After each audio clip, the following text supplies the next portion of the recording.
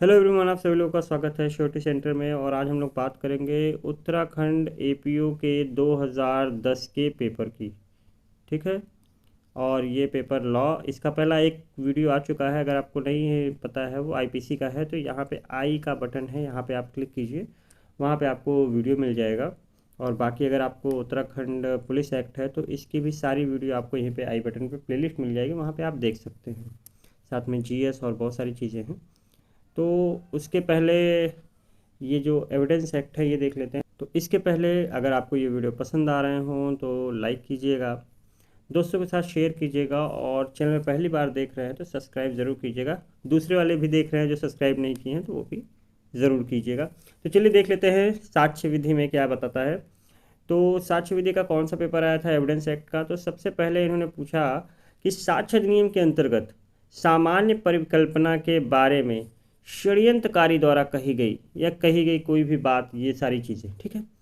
तो आप इतना जान जाइए कि एविडेंस एक्ट में कहीं भी ये शब्द आ जाए तो आपको किसी सेक्शन की तरफ नहीं देखना है, सेक्शन 10 छोड़े। तो यहाँ पे देखिए आंसर भी है सेक्शन 10 का। और सेक्शन 10 में ही बताया गया है षड्यंत्रकारी द्वारा कही या की गई बातों के बारे में डिटेलिंग यहाँ पे है। अब देख लेते हैं कि यहाँ पे अदर सेक्शन के बारे में क्या कहता है। तो यहाँ पे तो ये सेक्शन 11 है ये। ठीक है। वे तत्व जो अन्यथा सुसंगत नहीं है कब सुसंगत हैं के बारे में प्रावधान किया गया है सेक्शन 11 में। 12 में बताया गया है कि नुकसानी के लिए जो बातें अवधारित की जाती हैं वो न्यायालय के पास शक्ति होती है, उसके बारे में बात करता है सेक्शन 12। सेक्शन 13 बात करता है अधिकार या रूढ़ी प्रश्नगत हो तो सुसंगत तत्वों के बारे में प्रावधान करती हैं। अगर आप उधर जाएंगे आगे सेक्शंस में तो वहाँ पे आप देखेंगे सेक्शन 48 भी अधिकार एवं रूढ़ी के बारे में बात करती है। तो यहाँ पे भी अधिकार रूढ़ी है और यहाँ पे भी अधिकार रूढ़ी है, तो इन दोनों में अंतर क्या है ये भी कभी कभी हो जाता है। तो यहाँ पे ये राय है जो आप कहते हैं ओपिनियन, और यहाँ पे ये क्या है, सुसंगत है। ठीक है। तो ये दोनों में आपको डिफरेंस मिल जाएगा। चलिए ठीक है। सूचक प्रश्न पूछे जा सकते हैं। तो हमेशा सूचक प्रश्न प्रति परीक्षा में पूछे जाते हैं, और ये क्वेश्चन आपका सीबीआई एपीओ में भी आया था। ठीक है। तो ये क्वेश्चन आपका सीबीआई एपीओ का भी है, जो अभी अभी पेपर हुआ है 20 तारीख को, वो भी आया था। तो चलिए आगे देख लेते हैं। अच्छा, सूचक प्रश्न का जो सेक्शन है, तो सूचक प्रश्न के बारे में बताया गया है 141 में। ठीक। और कब पूछे जा सकते हैं, तो ये 143 के अनुसार सूचक प्रश्न प्रति परीक्षा में पूछे जा सकते हैं, परंतु धारा 142 के अनुसार सूचक प्रश्न मुख्य परीक्षा या पुनः परीक्षा में जो पक्षकार होता है अपेक्षा किए जाता है तो न्यायालय की अनुज्ञा के बिना, यानी न्यायालय के ऑर्डर के बिना दोबारा नहीं पूछे जा सकते। चलिए अगला देख लेते हैं। पूछ रहा है कि भारतीय साक्ष्य अधिनियम कब प्रवर्तन में आया। तो 1 सितंबर 1872 को, ये सितंबर के प्रथम दिन में आपका इन्फोर्स हुआ, एक्ट लागू हुआ आपका। तो अब देख लेते हैं जो ये अगला क्वेश्चन है कि निम्नलिखित में से कौन सा अग्र निर्णय लेखा पुस्तिका की प्रविष्टियां कब सुसंगत है से संबंधित केस है।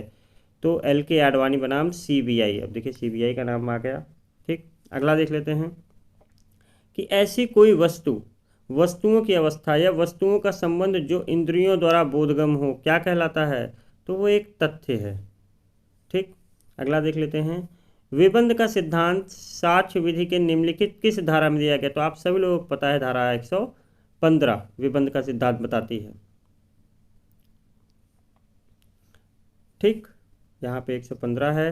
114 ए जो है वो रेप के मामले में अभियोजन में जो लेडी होती है उसकी सहमति नहीं थी, इसके प्रिजम्पशन के बारे में बताती है।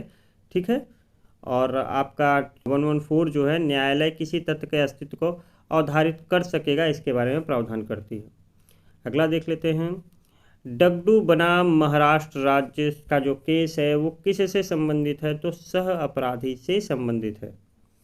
आगे आगे देख लेते हैं हम लोग कि यहाँ पे पूछ रहा है कि निम्नलिखित में से कौन सा निर्णय प्राधिकारवान व्यक्ति के समक्ष संस्वीकृति से संबंधित है।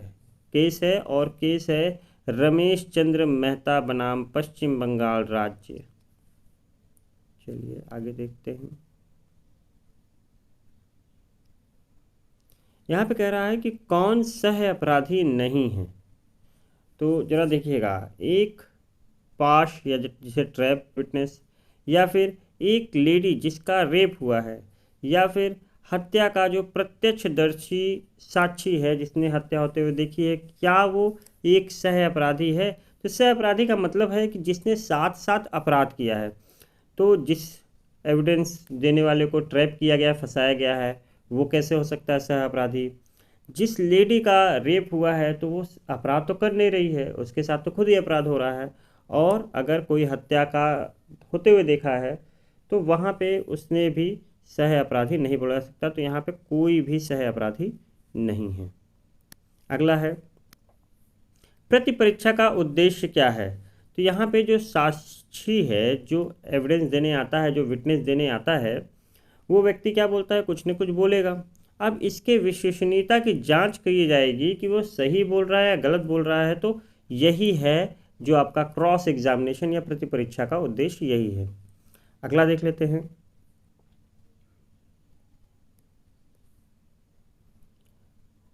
जो यहाँ पे है वो बताता है कि मृत्युकालीन घोषणा का प्रावधान भारतीय साक्ष्य अधिनियम की किस धारा में किया गया है। तो हमेशा याद रखिएगा, 32 में 8 कंडीशंस बताए गए हैं। उस 8 कंडीशन में से जो सबसे पहली कंडीशन है वो है आपके जो मृत्युकालीन घोषणा है, जिसे हम लोग डीडी बोलते हैं, डाइट डिक्लेरेशन, उसके बारे में प्रावधान करती है। साक्ष्य अधिनियम की धारा 32(1) के अनुसार जबकि वह कथन किसी व्यक्ति द्वारा अपनी मृत्यु के कथन के बारे में है, कारण के बारे में है, उस सहव्यवहार के किसी परिस्थिति के बारे में किया गया है जिसका परिणाम स्वरूप उसकी मृत्यु हुई हो, तब उन मामलों में जिसमें उस व्यक्ति की मृत्यु के कारण प्रश्नगत होना हो, कथन सुसंगत होगा। अब देखिए यहाँ पे कभी कभी क्या होता है कि इंग्लिश लॉ अलग है और जो आपका भारतीय लॉ है वो अलग है। तो इंग्लिश लॉ में जब तक वो जो स्टेटमेंट देता है वो उसे पता ना हो कि इस स्टेटमेंट से उसकी मौत होगी, तब तक ये स्टेटमेंट मान्य नहीं होती है। बट यहाँ पे जो ये आपका इंडियन लॉ है, यहाँ पे कुछ चेंज है। यहाँ पे किसी को पता हो या ना हो, ठीक है, यहाँ पे किसी की मृत्यु होनी है या नहीं होनी है, पता हो या ना हो, अगर वो स्टेटमेंट दिया है कुछ और उसी कारणोंवश उसकी मृत्यु हो जाती है, वो डेथ कर जाता है, तो यहाँ पे उसका वो डीडी मान लिया जाता है। ठीक। अगला यहाँ पे पूछता है, भारतीय साक्ष्य अधिनियम में साबित नहीं हुआ कि क्या परिभाषा है। ठीक। तो अगला देख लेते हैं। यहाँ पूछ रहा है भारतीय साक्ष्य अधिनियम में साबित नहीं हुआ कि क्या परिभाषा है। तो आप सभी लोगों को पता है, कोई तथ्य साबित नहीं हुआ कहा जाता जब यह या तो न साबित किया गया हो या फिर ना साबित, या फिर साबित किया गया हो या ना साबित, तो उसे ही क्या कह सकते हैं, साबित नहीं हुआ। ठीक। अब चलिए अगला क्वेश्चन देख लेते हैं कि भारतीय साक्ष्य अधिनियम की कितने अध्याय और धाराएं हैं। तो यहाँ पे देखिएगा, अध्याय टोटल 11 और धाराएं 167 है। तो इसका आंसर हो जाएगा सी। अगला क्वेश्चन बोलता है कि धारा 8 के अंतर्गत क्या सुसंगत है, हेतु, तैयारी, आचरण, उपयुक्त सभी। तो आपको भी पता है हेतु, तैयारी और आचरण ये सारा सेक्शन 8 का पार्ट है, तो यहाँ पे आंसर हो जाएगा सभी। अगला देख लेते हैं, एक सह अपराधी का साक्ष्य सुसंगत है। तो कब सुसंगत है, सेक्शन 133 के अंतर्गत। अच्छा, एक जगह और सह अपराधी की बात की गई है, वो किस सेक्शन में है, तो वो सेक्शन 30 आपका बताता है एविडेंस एक्ट का। चलिए आगे देख लेते हैं कि एक व्यक्ति ख से कहता है कि उसकी पत्नी को सदा के लिए समाप्त कर दिया है। ठीक है, भारतीय साक्ष्य अधिनियम के अंतर्गत यह कथन क्या माना जाएगा, तो उसे संस्वीकृति माना जाएगा इस एक्ट के अंतर्गत। चलिए अगला देख लेते हैं।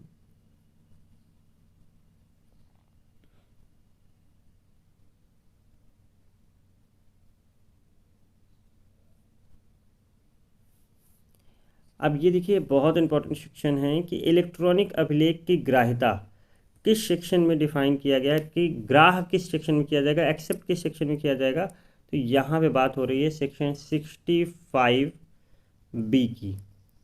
ये कब इंट्रोड्यूस किया गया है, तो ये आईटी एक्ट के अकॉर्डिंग इंट्रोड्यूस किया गया है और ये कब आया था, 2000 में आया था। ठीक, किस दिन? 17 अक्टूबर 2000। इसी दिन इसमें बहुत सारे सेक्शन इंसर्ट हुए तो उसमें भी ये चीज़ें आई थी। तो ये आपका सेक्शन 65A इलेक्ट्रॉनिक अभिलेख से संबंधित साक्ष्य के बारे में प्रावधान करती है, जबकि इलेक्ट्रॉनिक अभिलेख के ग्राह्यता के बारे में 65 के बी में बताता है।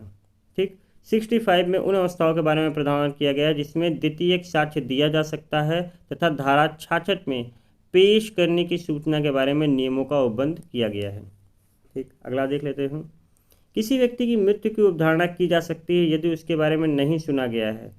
तो कोई व्यक्ति आप सुनते होंगे कि 7 साल तक नहीं मिल रहा है तो आदमी सोचता है कि वो मर गया होगा, तो अवधारणा करने की बात है। तो यहाँ पे कोई व्यक्ति नहीं मिल रहा है तो 7 साल तक उसकी मृत्यु की अवधारणा की जा सकती है। अगला क्वेश्चन देख लेते हैं कि निम्नलिखित में से भारतीय साक्ष्य अधिनियम की कौन सी धारा अंकीय हस्ताक्षर को सुसंगति से संबंधित है? तो वो है आपकी 47A। यहाँ पे देखिएगा कि जो राय आती है तो राय के नीचे यहाँ पे 47A आपको इंसर्ट किया गया है। वो आपको बताता है अंकीय हस्ताक्षर के बारे में, राय के बारे में। ठीक है, चलिए अगला देख लेते हैं कि जो तथ्य एक ही समव्यवहार के भाग हैं वो अधिनियम में किस धारा में है? ये भी आपका सेक्शन 6 है और ये भी आपका CBI APO में आया हुआ क्वेश्चन है। ठीक है,